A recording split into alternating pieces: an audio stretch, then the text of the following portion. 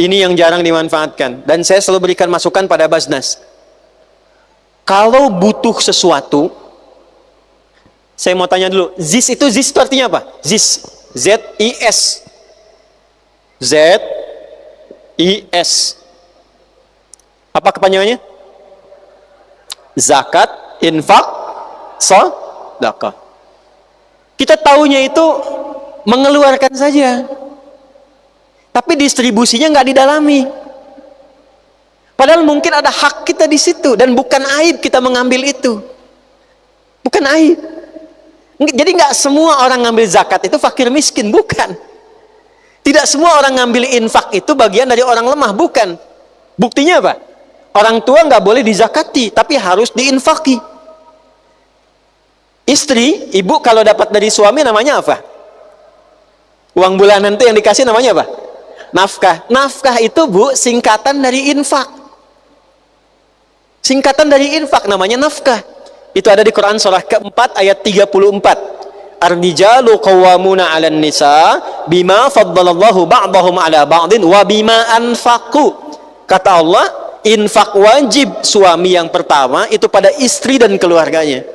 Karena orang kita suka menyingkat-nyingkat, maka disingkat jadi nafkah. Iqomat jadi komat. Adi jadi di, ade jadi de, sini de. Ya, itu singkatan, asalnya itu infak. Infak itu nanti dibagi 3. Ada infak untuk keluarga inti, istri dan anak-anak. Ada infak untuk orang tua dan kerabat. Ada infak umum fi sabilillah. Infak. Zakat itu 8 golongan. Siapa 8 golongan ini? Ya, Quran surah 9 ayat ke-60. 1, fakir. Ini memang yang sudah tidak ada pekerjaan. Ini nggak masuk kualifikasi ya. Semua, saya, kita, Anda tidak.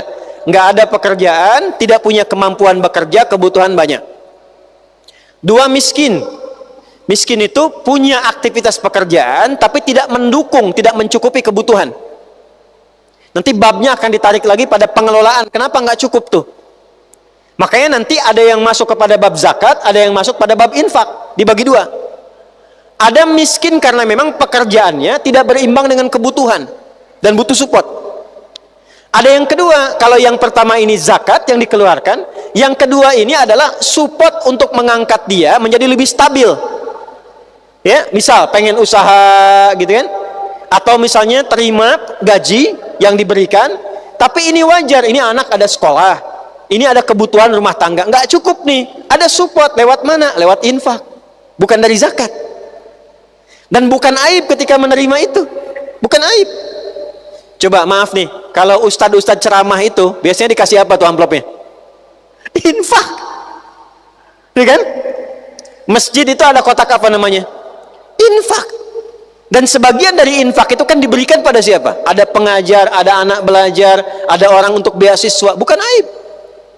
Jadi maksud saya, kalau nanti ada kebutuhan-kebutuhan yang sifatnya pinjaman, kerjasama dengan ZIS dibandingkan dengan pinjam online. Ya sama. Kalau ada ingin penguatan program, boleh kerjasamakan. ZIS itu punya porsinya. Saya sampaikan kepada teman-teman di Basnas, ada konsep yang tidak tepat sekarang.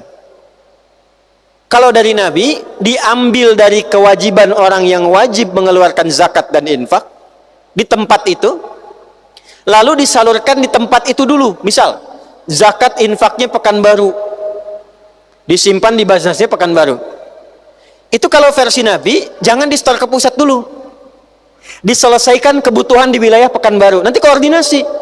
Ya. Jadi kalau misalnya di Madinah Umar ini megang kendali, Umar koordinasi. Ya. Mana panglimanya? Datang. Mana bagian kementerian? Datang. Berapa bagian dari porsi ini yang harus disalurkan kepada, ini sudah ada kualifikasinya. Ini fulan. Zaman Utsman itu semua militer, baik darat, termasuk angkatan laut, udara belum ada, darat dan angkatan laut, itu tidak ada yang berpikir tentang keluarganya. Karena semua kebutuhannya terpenuhi. Di atas kebutuhan pokok. Dari mana posnya?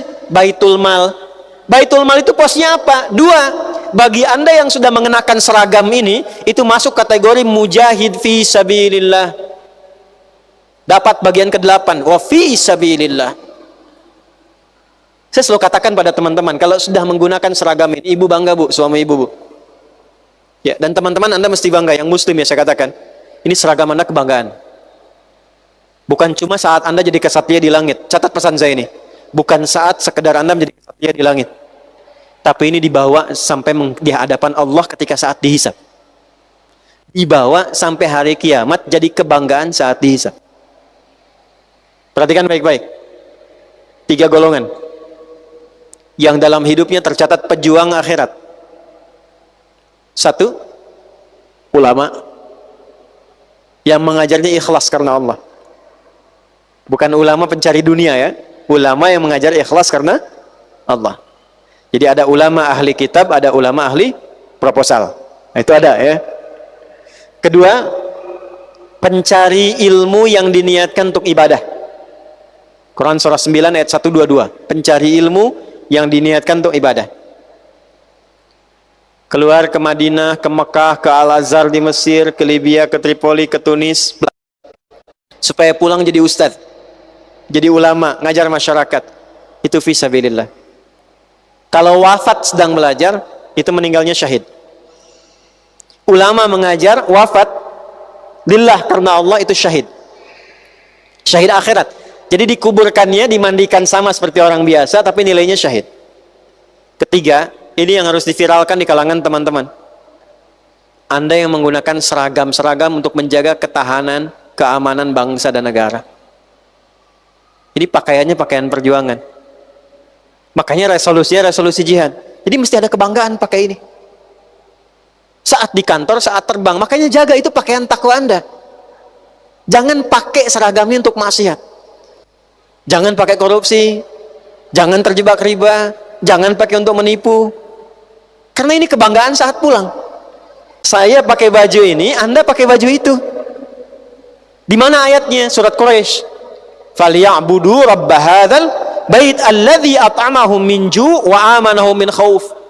Orang-orang yang mendedikasikan dirinya untuk menjaga keamanan, ketertiban, kenyamanan, ketahanan, dan diniatkan ibadah. Ini poinnya. Diniatkan ibadah karena Allah, itu fi sabilillah. Nanti babnya di Riyadhus Shalihin, dari 1896 hadis yang ada di dalamnya. Lihat bab pertama tentang ikhlas. Orang yang pakai seragam, kata Nabi, berjuang dan dia niatkan karena Allah. Dia jaga bela negara, tapi dia niatkan karena Allah. Itu ketika wafat fi sabilillah. Nah, fi sabilillah itu di masa lalu mendapat bagian zakat. Bukan karena fakir, bukan. Bukan karena miskin, bukan. Karena harus dipenuhi keadaan rumah tangganya, supaya saat dia berjuang tidak berpikir tentang anaknya sekolah lagi. Tentang istrinya, bagaimana dapurnya harus bisa menyala. Kalau saya lupa tolong ingatkan. Yang pertama tentang masalah fakir dan miskin. Seorang ibu yang suaminya meninggal, anaknya tidak ada, umurnya 70 tahun, tidak bisa bekerja, tak ada income sama sekali, fakir.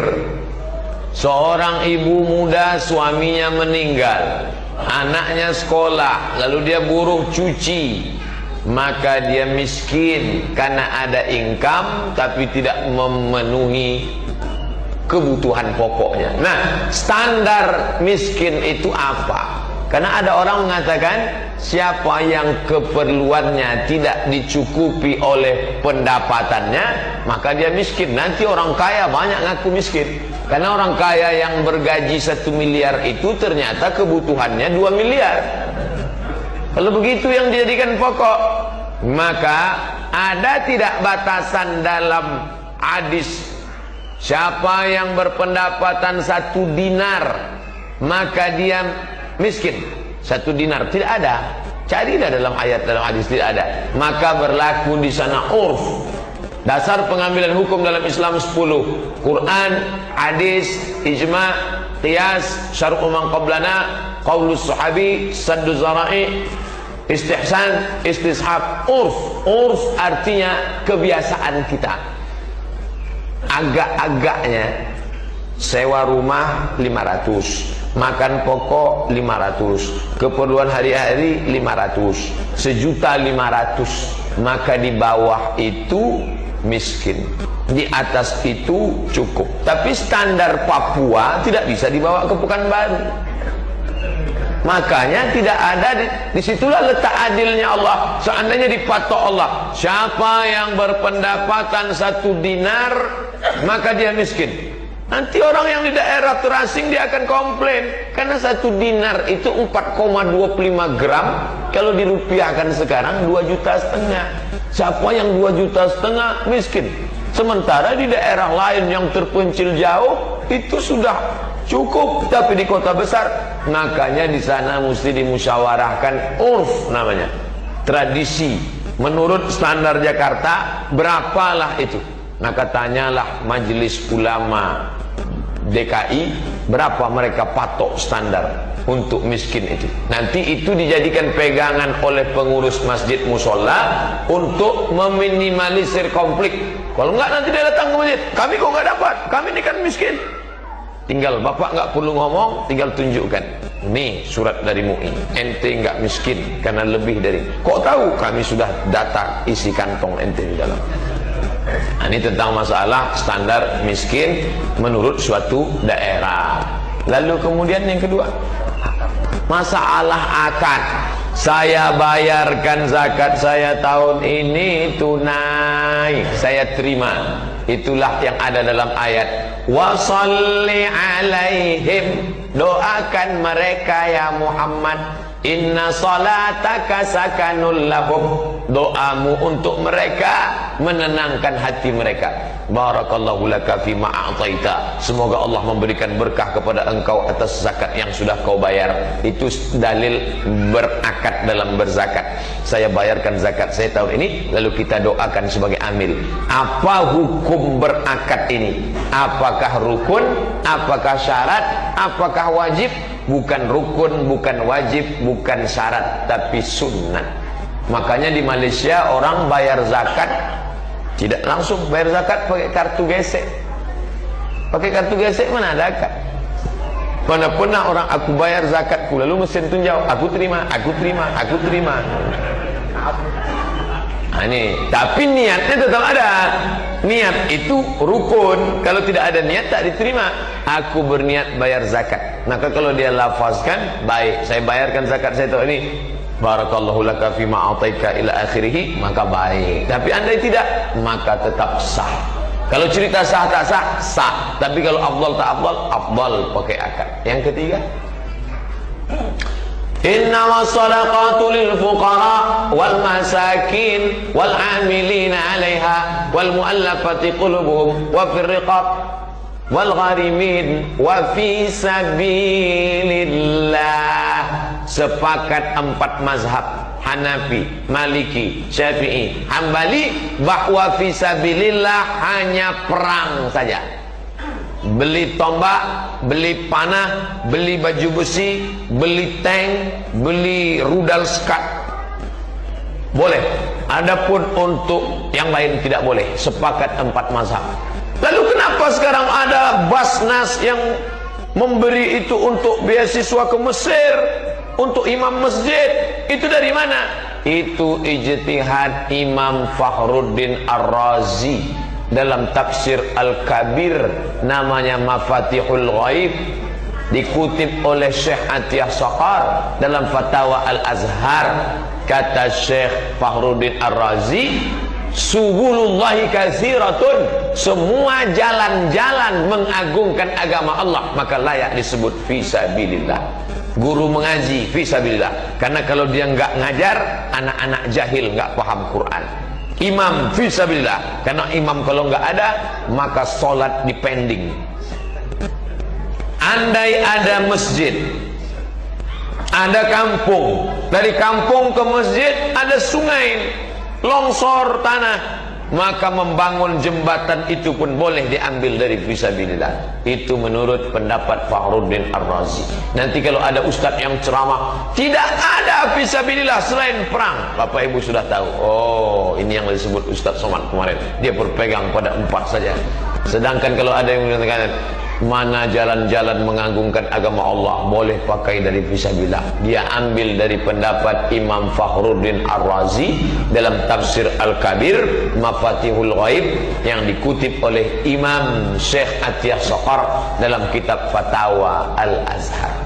Pertanyaan yang keempat, apakah amil zakat yang di musola Al-Amin itu memang amil atau wakil amil? Amil diangkat oleh Nabi langsung, ditugaskan untuk mengutip zakat. Khudh, ambil. Ayatnya untuk Nabi Muhammad, khudh, ambil zakat. Maka Nabi mengangkat amil, namanya Muaz bin Jabal. Muaz, ente saya angkat jadi amil, pergi ke Yaman, ambil zakat sana. Nah sekarang bapak duduk di sini, yang ambil di sini mana? Saya ambil. Yang ngangkat bapak siapa? Iya juga ya. Siapa yang ngangkat saya? Mestinya ada khalifah mengangkat amil. Saya angkat kamu sebagai amil. Khalifah kita di negara ini siapa? Presiden. Makanya dibentuklah di provinsi itu ada namanya Basnas, Badan Amil Zakat Nasional. Lalu kemudian Basnas tidak bisa mengurus karena terlalu banyak. Satu provinsi Basnas cuma 5 orang digaji, dan PNS nggak boleh. Saya dulu anggota Basnas 5 tahun. Untuk periode kedua nggak boleh karena saya PNS. Yang boleh hanya non PNS. Lalu kemudian Basnas ini mempunyai wakil-wakil. Wakil-wakilnya, jadi ini adalah wakil dari Badan Amil Zakat. Maka dialah yang membagi itu. Yang sekarang istilahnya namanya UPZ, Unit Pengumpulan Zakat. Mestinya kalau mau tertib zakat ini satu pintu. Baitullah tempat sholat, Baitul Mal tempat tujuh. Zakat, wakaf, infak, sedekah, wasiat, hibah, ghanimah. Semua harta kumpul satu pintu. Ada datanya. Berapa fakir DKI, berapa miskin DKI, berapa yang dulu mantan fakir sekarang naik jadi miskin, berapa mantan miskin jadi orang kaya, dan berapa pula orang kaya yang jatuh miskin. Sehingga tidak terjadi Islam agama memanjakan orang. Apa itu agama Islam? Rebut-rebutan 2000 injak-injak. Itu kan gara-gara tak pakai amil. Coba kalau profesional seperti Malaysia. Ustadz muji-muji Malaysia. Saya bukan muji, saya cerita data. Saya kuliah di Mesir, anak Malaysia dapat uang dari Badan Amil Zakat kerajaannya 6.000 ringgit, 18 juta setahun. Bayangkan, ada rumah dibangun, kerajaan Kedah, kerajaan Selangor, kerajaan Perak. Dari mana? Zakat. Oleh sebab itu zakat kita potensinya luar biasa. Riau perolehan zakatnya satu kabupaten 10 miliar tahun 2016. Kabupaten Siak namanya. Itu mendapat zakat 10 miliar kabupaten. Dan itulah yang paling tinggi. Waktu saya ke Aceh ceramah, saya ceramah, kami dari Riau, zakat kami 10 miliar. Selesai acara pengajian, Bas Aceh Barat ngomong, Ustadz Somad, kami di sini 15 miliar. Saya itu tunduk. Rupanya Aceh Barat lebih besar. Aceh Barat, ibu kotanya Maulabo, 5 jam dari Banda Aceh, naik mobil melewati pantai Lokna. Di situ zakatnya luar biasa, 15 M satu tahun. Ini potensi zakat luar biasa. Itulah pentingnya pemimpin itu mesti muslim, biar supaya dia perhatian pada zakat. Ustadz kampanye ya? Enggak, pemimpin kan sudah terpilih. Terima kasih.